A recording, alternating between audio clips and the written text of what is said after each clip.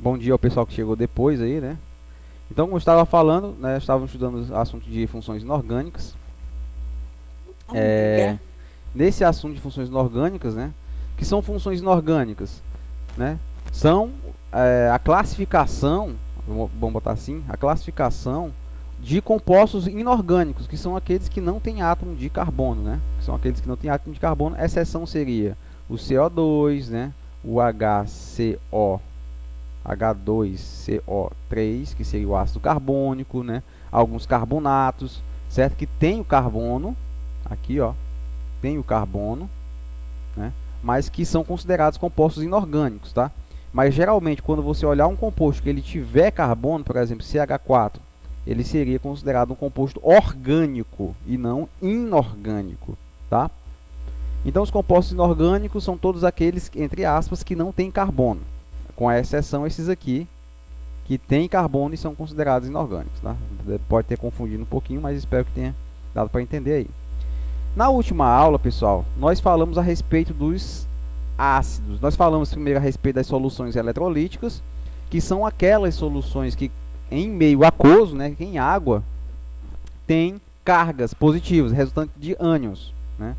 Então, por exemplo, aqui nós falamos da dissociação iônica. Nós temos um composto iônico que, quando é jogado na água, né, ele se dissocia. Nós temos a liberação do cátion e a liberação do ânion, certo? O cátion é positivo, como nós já sabemos, e o ânion negativo.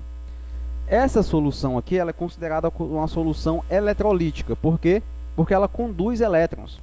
Se você colocar uma carga positiva aqui, você vai perceber que o ânion vai ser atraído para esse lado, levando junto o elétron, né? E se você colocar uma carga negativa desse lado, você vai ver que o cátion positivo vai ser atraído com essa carga, levando também, né, um conjunto de elétrons com ele, tá? Então, essas soluções que contêm cátions e ânions são conhecidas como soluções eletrolíticas, certo? Quando nós temos uma substância que é molecular, como é o caso do açúcar, que não vai sofrer ionização, certo? Essa solução aqui, pessoal, ela não vai formar cargas positivas e negativas, tá? E negativas. Dessa forma, ela não vai conduzir eletricidade, não conduzir eletricidade. Então, ela é uma solução não eletrolítica, uma solução que não conduz eletricidade. O que é que está acontecendo aqui? Professor, mas quando eu coloco o açúcar na água, ele se desmancha, ele se dissolve. O que está acontecendo aqui é uma mera solubilização. As moléculas do açúcar se separam uma das outras, mas elas não se quebram, tá? Diferente do que acontece, tá? Com os ácidos e as bases, tá? Principalmente com ácidos e bases. Esses ácidos e bases são soluções, né? São substâncias inorgânicas, tá? Que não tem carbono, ou muitas vezes molecular, que quando são jogadas na água, elas se separam também da mesma forma dos íons, né? Há uma quebra da molécula e libera o cátion e o ânion.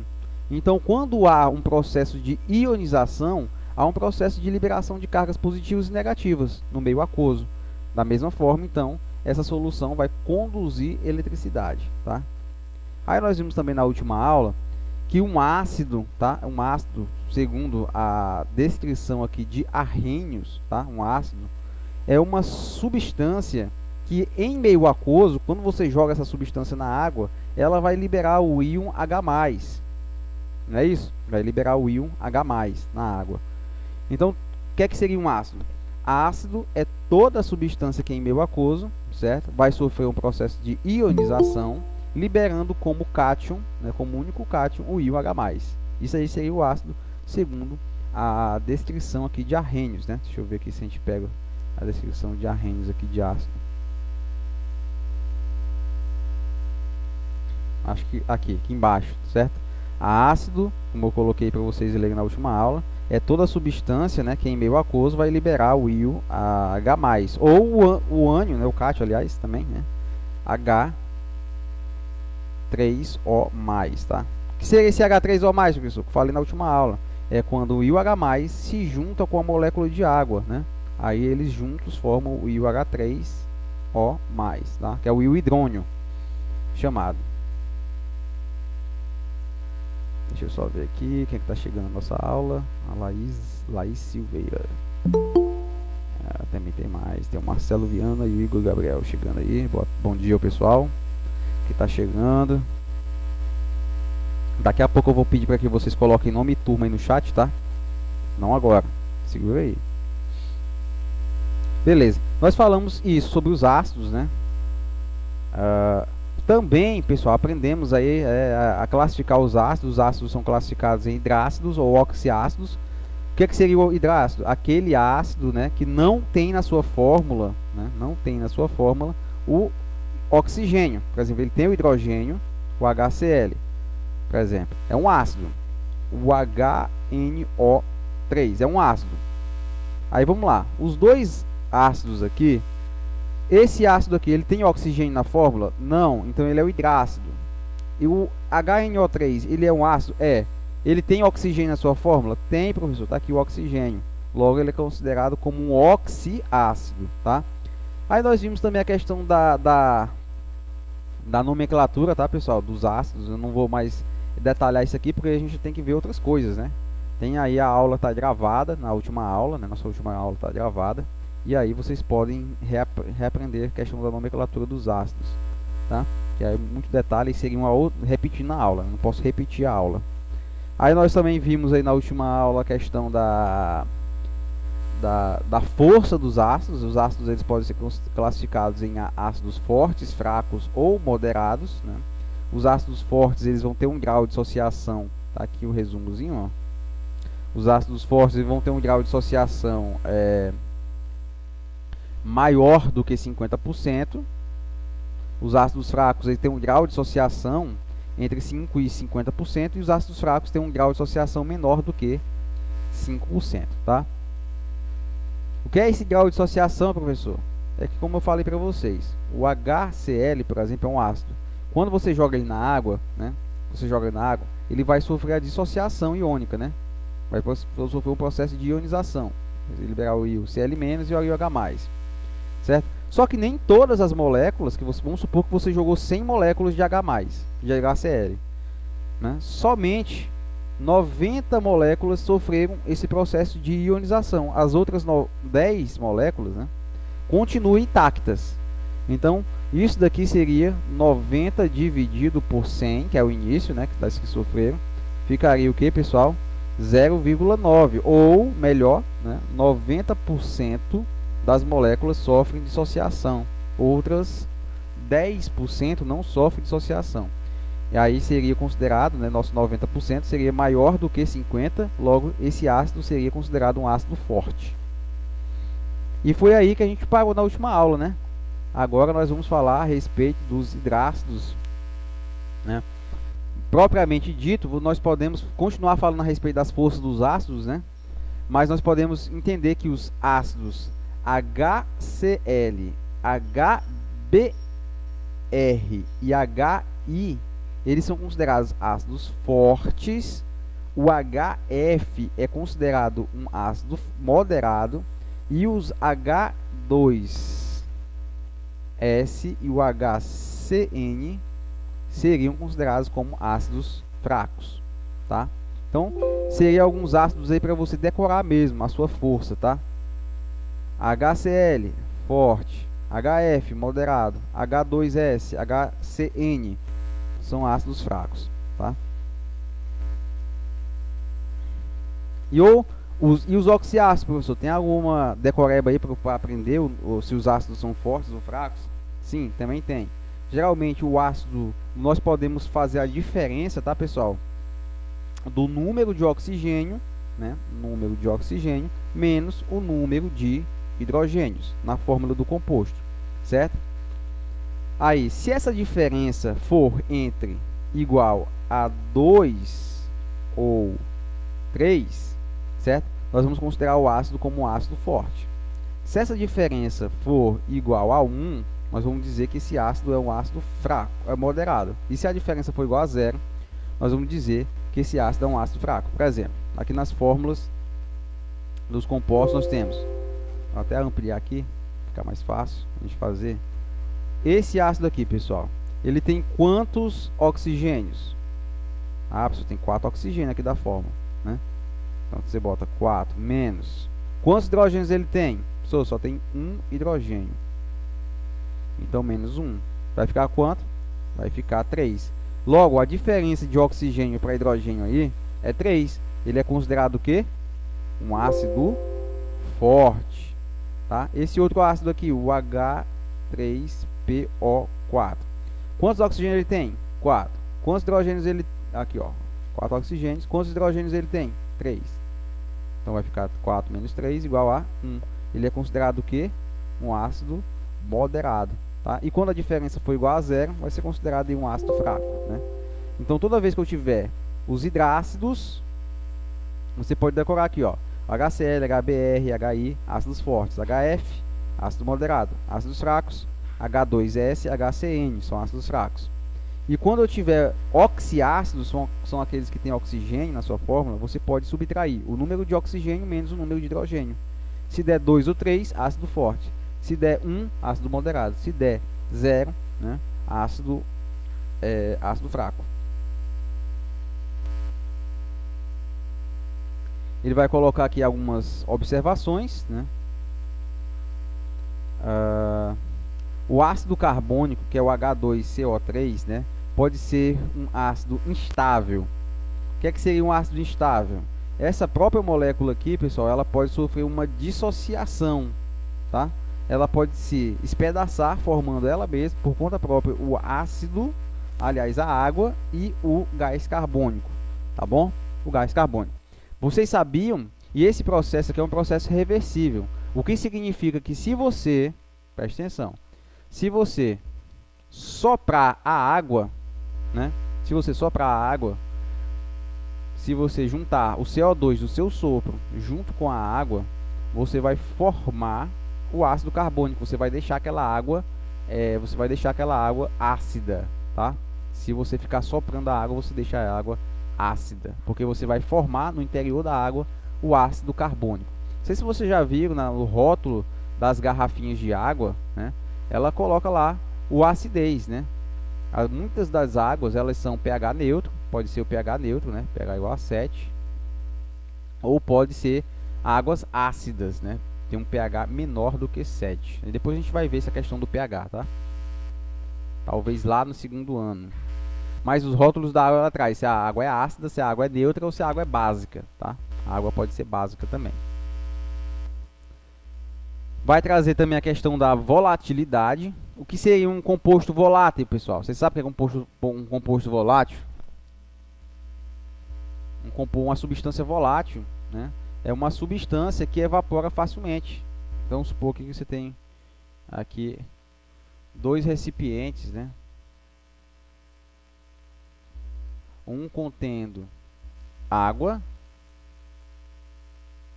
e outro contendo acetona, né? Que seria acho que é C3H5O, né? Acetona. Qual dessas duas vai evaporar mais rápido, acetona ou a água? É óbvio que a acetona, né, pessoal? A acetona vai evaporar mais rápido. Isso significa que ela é mais o que? Volátil. Que volatilidade é justamente isso daí. A capacidade que uma substância tem de passar para o estado gasoso, tá? Em temperaturas menores do que a temperatura de ebulição, tá? Geralmente. Beleza? Então, volatilidade é isso aí. A capacidade que as substâncias líquidas têm de passar para o estado gasoso. Beleza? E aí, o que ele vai dizer a respeito da volatilidade? Indica a maior ou a menor facilidade que os ácidos passam do estado líquido para o estado gasoso. Os ácidos voláteis, né, a grande maioria dos ácidos, que são esses aqui, ó, ácidos voláteis, HF, HCl, HCN, H2S, HNO3, etc., né, são ácidos voláteis. O ácido acético, componente do vinagre, é o ácido volátil mais comum do nosso dia a dia. Ao abrirmos o frasco de vinagre, logo percebemos seus cheiros característicos, né? Então, o ácido acético, que é o ácido do vinagre, né? Esse aqui, essa formulazinha assim, CH3COOH. Isso aqui é o ácido acético, que é o que dá aquele cheiro que eu não gosto, né, do vinagre. Eu odeio o cheiro de vinagre. Não como vinagrete. Se vocês algum dia for me convidar para um churrasco na casa de vocês, eu não como vinagrete. Faça com limão, que fica muito melhor. Tá? Vamos lá, avançar. Haja limão.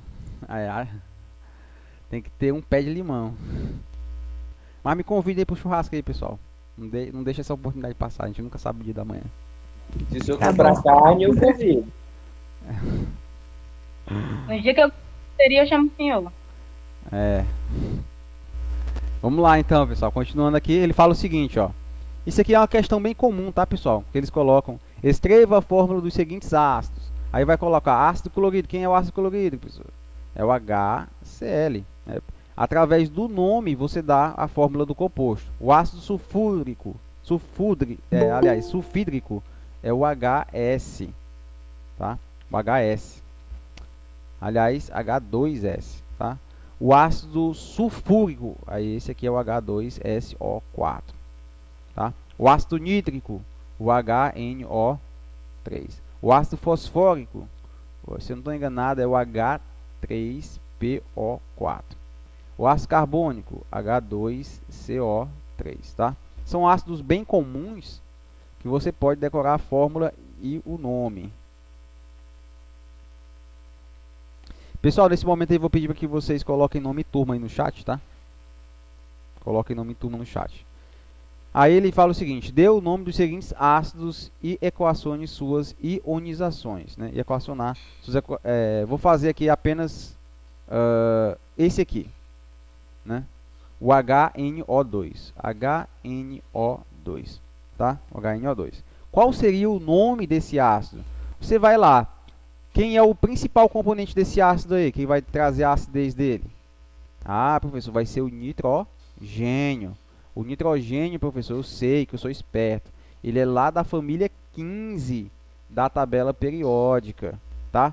Os ácidos da família 15 da tabela periódica, eles vão terminar com ico, certo? Ico.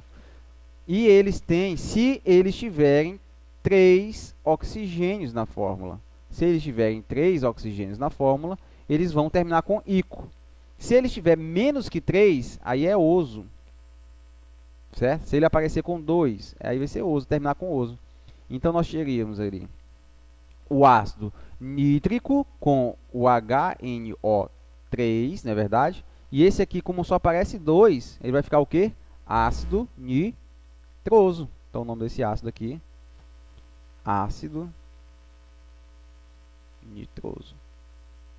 Tá? Ácido nitroso. O que mais? Que ele perde aí? Ele perde a ionização. Quando esse composto se ioniza, ele vai liberar o íon H+, e o íon O2. Né? O2 aqui menos. Tá? H+, O2 menos. Vai liberar. Pronto. Vou fazer só essa daqui para a gente poder prosseguir aqui com o slide. Aí vai falar aqui algumas propriedades dos ácidos, né? Reações com metais. Se você colocar ácido, pessoal, em cima de um metal... Opa, aqui não. Tá lá no final já. Cadê? Acho que aqui, beleza. Se você colocar o ácido em cima do metal, o ácido vai corroer o metal. Ah, professor, tem um balde aqui de ferro. Vou colocar dentro desse balde de ferro o ácido sulfúrico, tá bom? Não, porque o ácido vai corroer o balde. Se ele sendo de ferro, não dá para armazenar ácidos, principalmente os ácidos fortes, em recipientes metálicos, tá? Por quê? Porque eles vão corroer, liberando principalmente, né, o gás hidrogênio, tá? O gás hidrogênio.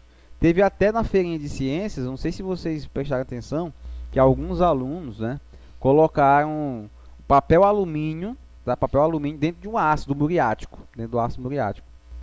O que é que aconteceu? Liberou o H2. Esse H2 é um material extremamente inflamável, ele explode, tá? Pode explodir. E aí a gente até recomendou lá, o pessoal da tarde, né? Recomendou porque eles não fizessem isso, porque é muito perigoso fazer, tá? Então o ácido ele é capaz de corroer os metais, tá? Corrói os metais. Aí ele coloca aqui para vocês uma reação, tá? Uma reação envolvendo o ácido e o carbonato de cálcio, que é uma base, tá? Reações com bicarbonato. E ele vai explicar aqui a ação dos indicadores de acidez, tá? Pessoal, existem os indicadores de acidez, tá? E basicidade.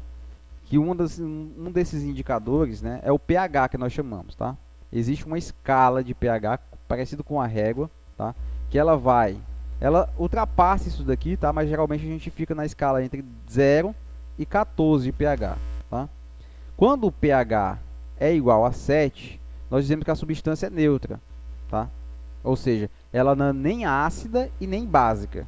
Agora, se o pH estiver, né, abaixo de 7, tá? Vamos supor que lá no rótulo da água tem um pH igual a 4. pH 4. Isso significa que a substância é o quê?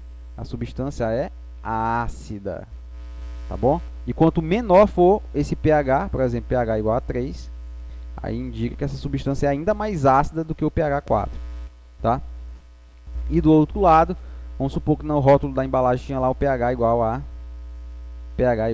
8 ou igual a 9. Significa que essa substância ela é básica, tá? A substância básica. Ok? As substâncias básicas, pessoal, elas também corroem, tá? Também tem um poder corrosivo. Por exemplo, um exemplo de substância ácida, o vinagre. É substância ácida. Um exemplo de substância básica, o sabão.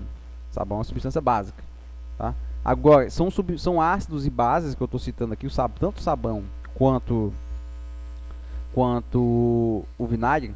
O vinagre é um ácido fraco. Eu posso ingerir vinagre à vontade.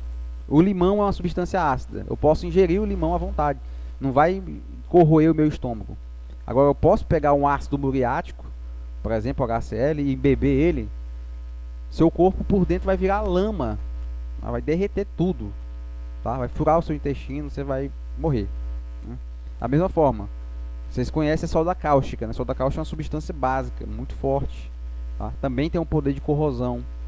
E se você comer a base, essa soda cáustica, você também vai morrer. Também tem o mesmo poder de corrosão, tá?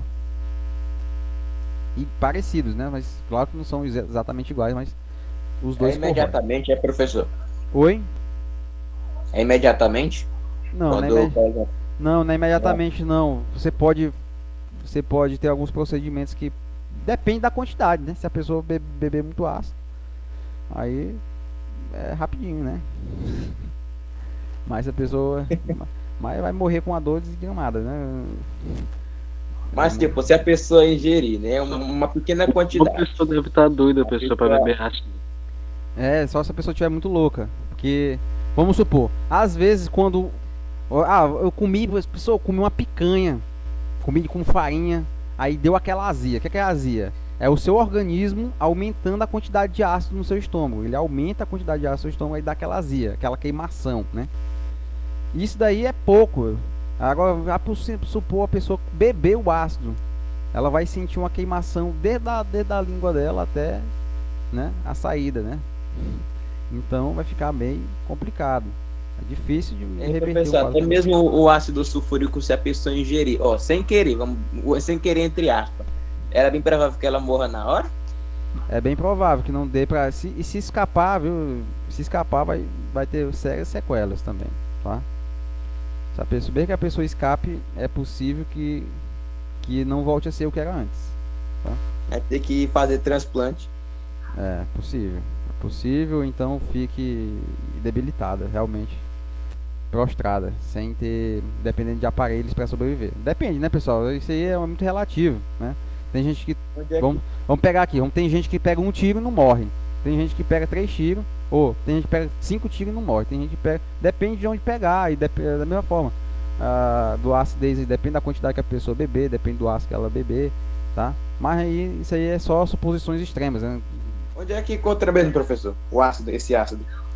O ácido é presente no nosso dia a dia. Por exemplo, nas soluções de bateria do carro. Tem o ácido sulfúrico, tá? O ácido sulfúrico.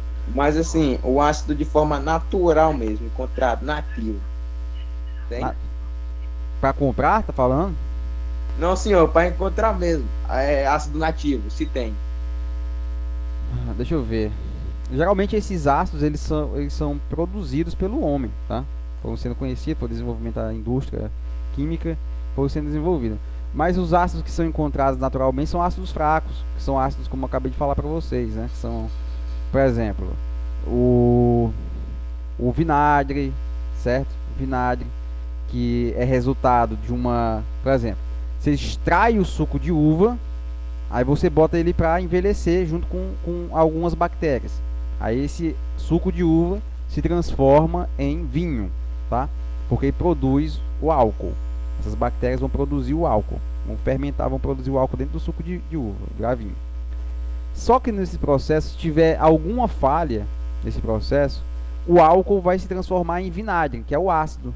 Então, naturalmente, né, eu particularmente não teria como dizer para vocês aqui. Só na laranja, que tem a vitamina C, é um ácido, né, como eu vou falar para vocês. No limão, nas frutas no modo geral. Mas esses ácidos mais fortes aí são produzidos em laboratório. Um caso específico de ácido naturalmente, que ocorre naturalmente, são as chamadas chuvas ácidas, né? Como eu falei para vocês, se nós soprarmos uma água, né, essa água vai ficar cada vez mais ácida, não é verdade? Só que nós temos os automóveis que lançam muito CO2, né, na atmosfera. Então esse CO2 sobe, vai lá, mistura com as nuvens, não só o CO2, mas quando os compostos, principalmente compostos contendo enxofre, tá? Ele sobe nas nuvens, se mistura com a água ali condensada nas nuvens, certo? E aí produz as chamadas chuvas ácidas, né? Chuvas ácidas. Que é bem diluída, mas, por exemplo, muitos estátuas, né, de monumentos mesmo, que eram feitos de calcário, de mármore, elas simplesmente derreteram devido à ação das chuvas ácidas. Por isso que hoje em dia se prefere fazer esses tipos de homenagem para um indivíduo com monumentos de bronze, de metal, que tem mais durabilidade, por causa das chuvas ácidas, principalmente em regiões metropolitanas, tá? Mas aí, essa questão da naturalidade dos ácidos aí, tá? Espero que tenha explicado aí para vocês. Existe naturalmente ácido no nosso organismo, nós vamos já ver aqui, ó. Principais ácidos e suas aplicações. O ácido fluorídrico, né? Nas condições ambientais, é um gás incolor que tem características de corroer o vidro, tá? Então, se você colocar ácido fluorídrico aqui, ó, no vidro de um carro, ele pode corroer ele, tá? Por esse motivo, em laboratórios deve ser guardado em frascos plásticos. Olha só, os ácidos fluorídricos não pode ser guardado nem em recipiente metálico, nem em recipiente de vidro. Tem que ser guardado em recipiente plástico, porque os ácidos, eles normalmente têm dificuldade de interagir com o plástico, porque o plástico ele é apolar, né? Geralmente o plástico é apolar e os ácidos são extremamente polares, então tem essa dificuldade de interagir aí, tá? E nós temos aqui no nosso estômago, né, nós temos o chamado suco gástrico, que é formado principalmente por HCl, né, o ácido muriático, tá? O HCl está aí naturalmente no nosso organismo. Para que nós precisamos do ácido, professor? Para literalmente derreter a comida que nós ingerimos. Você mastiga bastante ali. Quanto mais você mastiga, menor é a necessidade do seu organismo de produzir ácido. Então vamos supor, professor, eu comi um pedaço de carne, engoli isso, nem mastiguei, só engoli. Aí o seu corpo ele vai ter que produzir muito ácido, certo? Para poder derreter aquele pedaço de carne. Como ele produz muito ácido, ele vai subindo esse nível aqui. E quando ele passa aqui de um certo nível, né? Aqui nesse recipiente é para ter ácido. O nosso organismo é preparado para receber esse ácido aqui. Mas só que quando ele produz muito ácido, ele sobe um pouquinho o nível. E aí nessa região aqui, ó. Deixa eu apagar tudo aqui. Já nessa região aqui, um pouquinho mais em cima, ela não é preparada para ter ácido, tá? E aí, como o ácido sobe, aí você sente a chamada queimação, a chamada azia. Ok? Beleza, então, ácido sulfídrico, o H2S. Aí ele vai falar aqui alguns ácidos naturais, como o nosso colega estava pedindo aqui, tá? Falando aqui do gambá, que tem o ácido sulfídrico, o ácido cianídrico, aqui nas folhas da macaxeira, parece, né? Também temos o ácido fórmico, que quando a formiga morde a gente, né? Ela injeta na nossa pele o ácido fórmico, que causa aquela coceira, né? Alguns têm até reação alérgica, né?